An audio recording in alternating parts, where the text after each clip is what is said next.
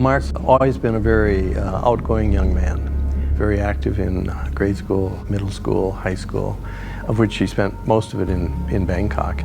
I went to Bangkok Patana School in Bangkok, Thailand, and I graduated with an international baccalaureate, and then went on to Boston University, where I graduated with a major in international relations. I started to work for John Hancock Life Insurance Company, went from run-of-the-mill to being the workflow coordinator for that department.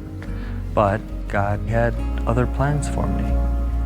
On July 11th, 2008, at the Arlington subway, I fell down a flight of stairs, across the landing and then down to the bottom, thus having a traumatic brain injury. Boston was 12 hours difference in time from Bangkok. We were half a world away. Marc's friend called me on my cell phone. He said, "Hello, Joan. Marc has been in an accident and the neurosurgeon would like to talk with you." Marc's frontal lobe were severely damaged. And I said, just do what you would do if Marc was your son. When we arrived in Boston, you hardly recognized him because his face had swollen up so much, and he was still in a coma.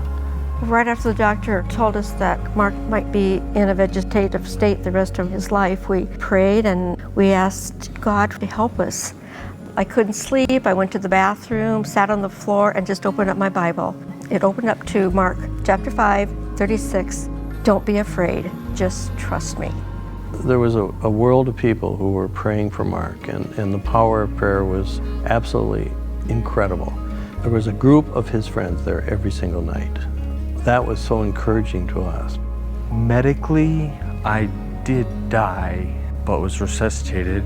His surgeon said, "Marc, you're my miracle patient," because I didn't think you were going to make it. Once I regained consciousness, I was so far detached from what my life was like right before the injury. I thought I was still studying at Boston University. Marc had to learn everything over. He couldn't swallow, he couldn't talk, he couldn't walk, he couldn't care for himself, anything. We would ask him, "Marc, what is 2 and 2?" And he would use his fingers to count. It was starting over. Our life changed a bit. We were thinking and looking forward to retirement and looking at different parts of the United States to retire in. Never thought in a million years we'd end up in Arizona. But he came here to receive further therapy, rehabilitation. And Marc is seeking new opportunities. He's volunteering here at Scottsdale Bible every Thursday and loves every minute of it. You'll find me here sticking in pens and communication cards wherever needed in the over 1,900 seats that I have to go through.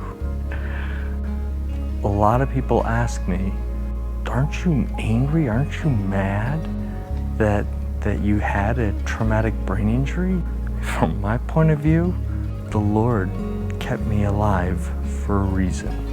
The bad happens to the good because it tests their strength, it tests their faith. I can't imagine walking a road like this without God.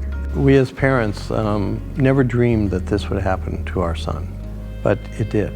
God has pulled us together strongly as a family to know that God is in control. God's love is forever. His love is way more endless than any of us can imagine. It's purely through God's grace that I'm alive and here to tell my story.